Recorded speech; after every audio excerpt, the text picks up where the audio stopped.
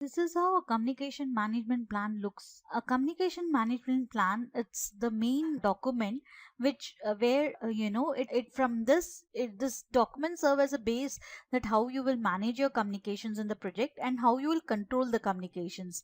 Many people do not realize the extent of the information that must be distributed, because it's very important to know what has to be distributed, what has to be kept secret.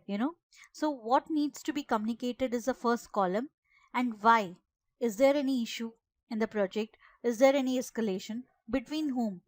And best method for communicating, whether through email or you go personally and have a meeting. Responsibility for sending, that's very important column, because at the end it is important that you set a responsibility when and how often. So basically it's very simple document, but it is a very important document because communications are so complex in large projects. A communication management plan should be in written for most of the projects. It must address the needs of all the stakeholders and should account for any language and cultural difference on the project. The communication management plan becomes a part of the project management plan. So this is how a communication management plan looks like. Now we come to a very critical process, which is manage communications, and the process group is executing and the knowledge area is communication management in PMP PMI exam. While the project is being executed, many stakeholders will need to receive information about the project. The managed communication process involves around gathering and providing this information and making sure information is flowing back and forth on the project as planned. Like, of course, like if you have started a project, like you it's not, in large project it takes months to complete it. So meanwhile there needs to be a status report regarding the status of the project, which milestone you have completed, whether it is on track or not, your trend report, your forecasting, and for your budgeting, whether you have any cost issues on the project. So not only do you send information in this process, but you also need to make sure the communications are received in an effective and efficient manner. So that's how it is. This process is about implementing the communication management plan. You have already made a plan which we have seen earlier, and you have to implement it using the technology, models, and methods. That's how this phase is about. You should also provide opportunities for stakeholders to request additional information and clarification as necessary. So at the end, you are making these reports to your stakeholders. So you should be very, careful while managing the communication, because the stakeholders should not receive it wrongly or they should not misinterpret it, and then it affects your project execution, right?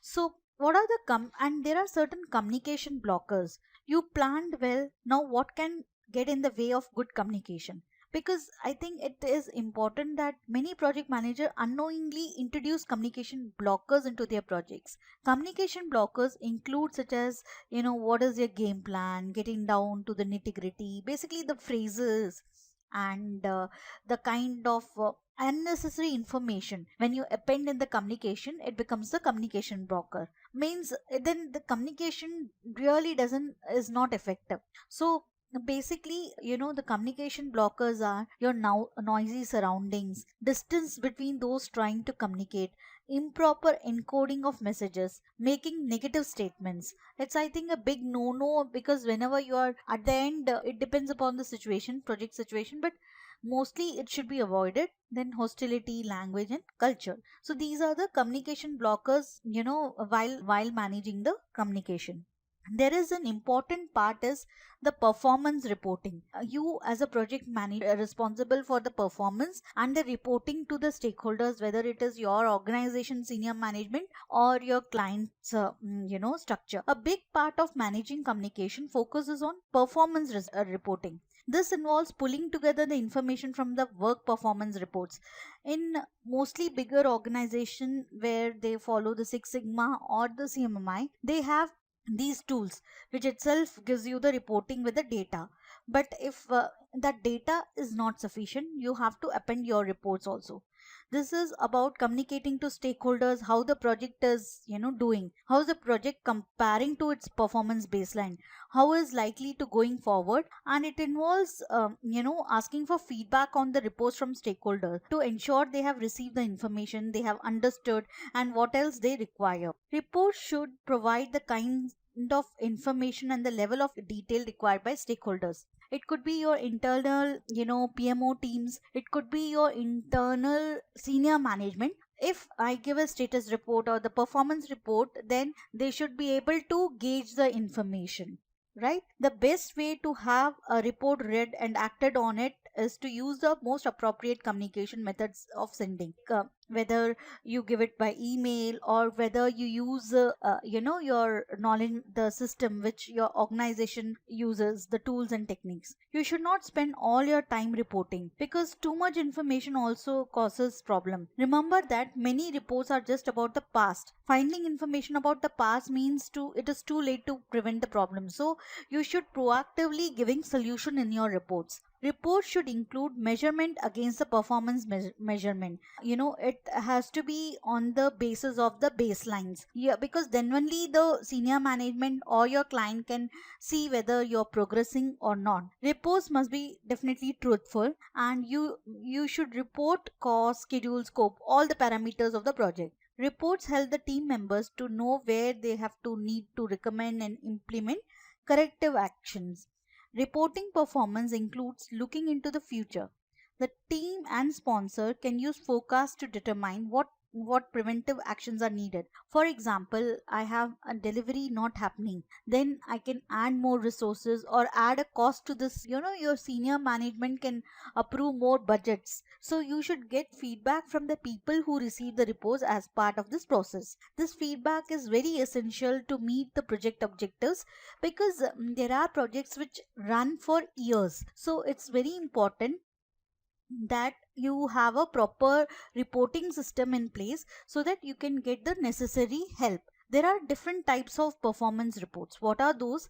There is status reporting, and you have to think in the large project. You have 100 team member project, and then these reportings becomes very essential. You have a status report. This report describes where the project currently stand regarding the performance measurement baseline. You have a progress report which describes what has been accomplished. You have a trend report. These are metrics. This report examines project results over time to see if performance is improving or deteriorating. Then you have a forecasting report. This is for project status. You can have that if I go in this manner, then my project can be successful according to the baselines given, or it could be lead to a failure. Variance report. A variance report compares actual results to baseline. Like I have this much target to achieve, like I have this much schedule variance, or I have this much cost variance. Earned value report is an earned value report integrates scope, cost, and schedule measures to assess project performance using the terms described in the cost management. And then lessons learned documentation should be reports on performance are used as a lessons learned for future projects. Like this could be what could be your the performance. The lesson learns are nothing but on the cost parameter, what steps your project have taken, and on the resources parameter. So all these things comes under performance report, and it's a very very important part for managed communication.